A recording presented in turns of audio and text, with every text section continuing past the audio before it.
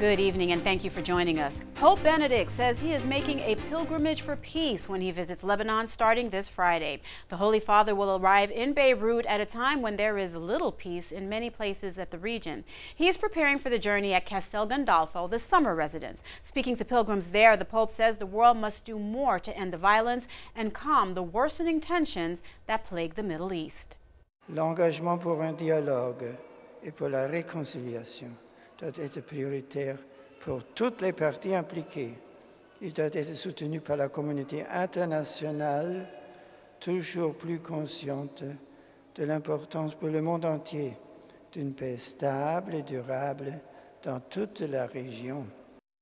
And for some time now, the Pope's visit has been in jeopardy as the civil war in Syria has spilled over into Lebanon. But the Vatican says the Pope's pilgrimage is going forward despite the troubles. The Holy Father says his apostolic voyage comes under the sign of peace.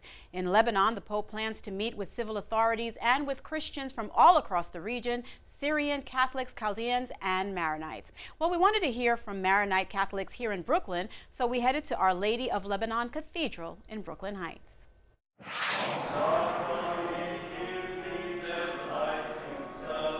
Today we're at the Maronite Catholic Church, the cathedral on Remsen and Henry in Brooklyn Heights. We're going to celebrate the Divine Liturgy, the Mass.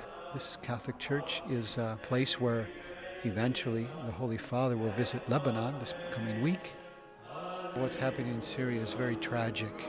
The government against its own people against its government. And not to take sides, but the Christians there are kind of caught in the middle. Lebanon is the only place in the world that has Muslim feast days, Christian feast days, and a Muslim-Christian feast day. There are great attempts to move both Christian and Muslims into a greater unity with one another. We are so excited to have Pope Benedict in Lebanon. Every community, Muslim and Christian there, are coming out just to celebrate the fact that here's a man who represents the beauty of God and the importance of Christ's presence in the Middle East. I know from all the news we receive from Lebanon, there are all the communities, the Muslim communities, the Sunnis, the Shia, the Druze, are going to receive him and as a messenger of peace.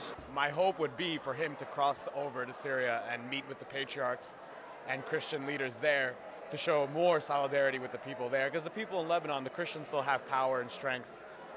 It's important that we maintain that, but the Christians in Syria, because of the rebellion, are being greatly affected by the rebels and persecuted by rebel groups. If the situation continues, such as it is in Syria and other places, the Christians have no say-so whatsoever, and they are considered as, second-class citizens.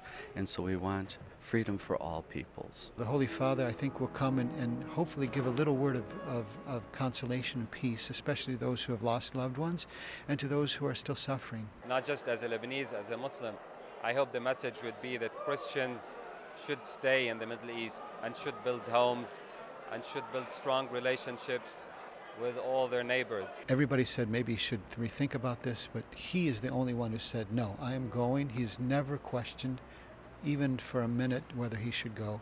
Even considering what's going on in Syria, this is more of a reason why the Pope should really go to Lebanon. If you are somebody bringing peace to the country, I don't think anybody will hurt him. In the contrary, I think they will hail him as really the messenger of peace.